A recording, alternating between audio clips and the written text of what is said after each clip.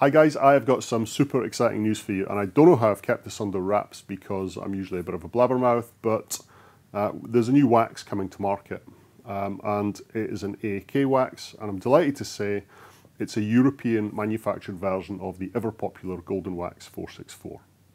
Our R&D department, David and the team, have been working very closely with the development chemists at AAK.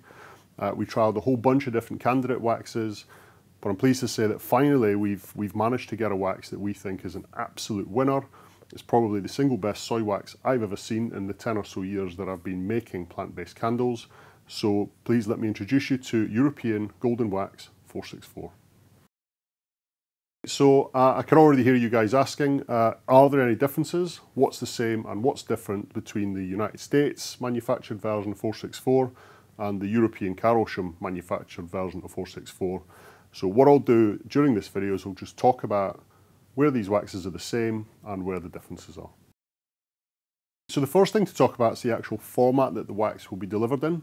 As you know, the Golden Wax 464 that's manufactured in the United States comes in flake form, and that comes in 50-pound boxes or 22.68 kilograms.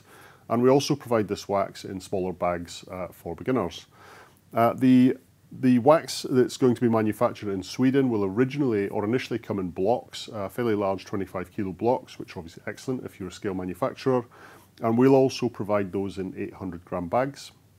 The long-term aspiration for this wax, which will probably be in the second half of 2024, is once the pastillation line gets fitted at Carosham, is this wax will be provided in pastils.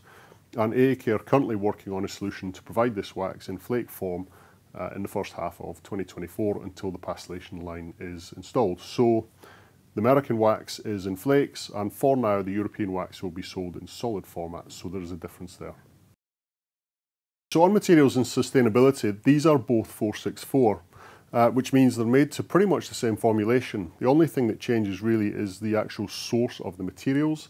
So some of the additives and the soybean oil come from different places. So when it comes to the European version of Golden Wax 464, I'm pleased to say that the soybean oil is non-GMO, which isn't always the case for soy waxes, particularly those made in North America. So for those of you who have avoided using soy wax in the past because you had concerns over the GMO status of the raw materials, that's no longer a factor with this European blend. So the next thing I want to talk about, and this one is really exciting, for those of you who have used soy waxes in the past, the frustration can quite often be the surface. You can get a lot of polymorphism and frosting, and even if you get the candles looking absolutely stunning when they leave your warehouse, in between burns, when customers burn the candles, quite often you can get a pitted or a really unpleasant surface. Somehow, and I'm not quite sure how, AAK have managed to absolutely nail this. So this is the US version of 464, and as you can see, there's no rework has been done on this candle. That was literally how it was poured. Here's another European 464 candle. And again, you get the same result, a really beautiful surface. And when you compare that to what you would typically get with the US version of 464, you can see it's an extremely forgiving wax. I've not seen a surface as good as this on plant waxes in the past. Maybe some of the old NGI EcoSoy waxes, when they were first manufactured, had really beautiful surfaces like this, but they had other problems such as they really locked fragrance in, they had very little cold or hot throw. AAK have managed to deliver this exceptional surface without compromising on any of that. And what's potentially even more exciting is when you start to look at, I'll talk about colour in a bit, but the surface resets between burns are absolutely fantastic. I mean, this wax, in probably 90% of the oils we've tried, both when you first pour the candle and then throughout the entire life of the candle, the resets are just smooth. It looks fantastic. I almost can't believe it's a plant wax. So that is probably the single biggest difference between the US version of 464 and indeed pretty much every soy wax on the market. And this European 464 is that for people who are concerned about the surface aesthetic of the candle, both when it's new and then between burns, this is an absolute winner for you. The next thing I'll talk about is the ability of the wax to deal with coloured dyes. So I'll move this beautiful natural one out of the way. Now, I'm conscious that not everyone uses dye in plant wax, and indeed many people choose not to because of the difficulty of actually achieving a nice surface. But what you can see is when you actually look inside these candle jars, and these have been burned numerous times, whilst you can get a little bit of frosting, once again, this wax seems to handle colour absolutely beautifully. You would not expect to get results like this using a soy wax. This is more typical of a paraffin wax to get that depth of colour all the way through the burn.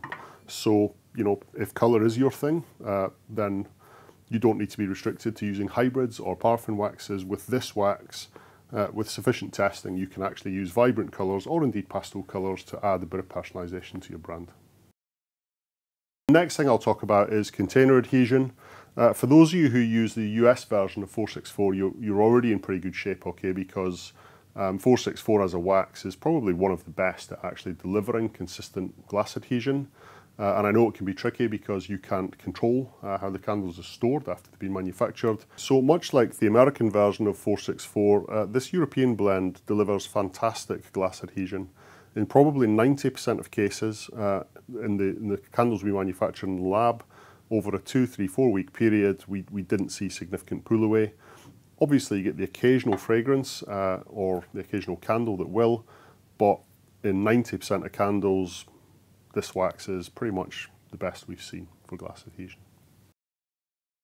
Okay guys, let's talk about wicking. So I've told you about the excellent surfaces, I've told you about the glass adhesion, and you're probably thinking, okay, let's get on to the wicking because that's the bit that normally breaks. Well, good news.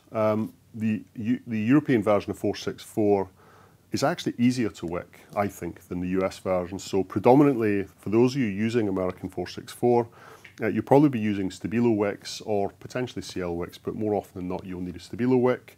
What we found in the European version is that the CL series wicks tend to work better. They suit less than the Stabilos. TCRs and TB wicks are also a pretty good secondary wick. And of course, if you do have a really difficult oil in European 464, you can still use Stabilos, but CL is probably your first choice wick. The next one I want to talk about is actual scent load and the scent throw that you can expect to get from this European 464. So in terms of scent load, what you found with the US version of 464 was quite often you kind of had to restrict it to 8%. You can use 10% of some oils, but 8% was a pretty safe area. For some reason, we seem to be able to hold 10% with almost every oil very comfortably in the European version. Maybe that's down to very slight changes in the production method. So we would recommend, if you want the strongest possible scent from a standard oil, is try to use 8 or 10% fragrance. Obviously, if you're using essential oils or concentrates, you would drop that percentage down to maybe 6%, something like that. Okay, so I've talked through quite a lot of the similarities and differences between the European and the American versions of 464. These are both fantastic waxes, and I'm absolutely delighted with the performance of the European one because, you know, it's manufactured here in Europe, not as big a supply chain. And the last thing I really want to talk about in terms of features is the actual pouring of the candles. So as you know, 464, we tend to pour that around about 65 degrees. Things like the chandelier and me are designed to work at these temperatures for this specific wax. The good news is that there's very little difference with the US version of 464. And in fact, in the test David and the team have done in the lab, it's actually slightly more forgiving as well in terms of the temperature range for pouring. So we would recommend treat this exactly the same as you would with US 464. And if you pour it somewhere between 60 and 70 degrees into ambient temperature glasses, you'll get good results. You'll get good adhesion and the candles will set up nicely. So, as you can see, there's absolutely no surprises with this wax. The only surprise really is that it doesn't break. In the last sort of 10 years when I've been playing with plant waxes, they're a bit like a stress ball. When you fix one thing, something else pops out. So, and the one that's always been the biggest pain, I guess, is when you fix the surface of a wax, it seems to lock the fragrance in or it becomes extremely difficult to wick.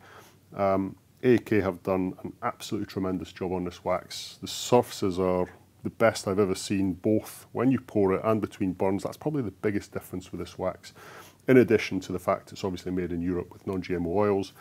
But the thing that is going to get you guys excited is the surface on this wax. It looks fantastic, it burns fantastic, and it smells fantastic. So, there you have it. European 464, available now from Candle Shack. Get testing, guys.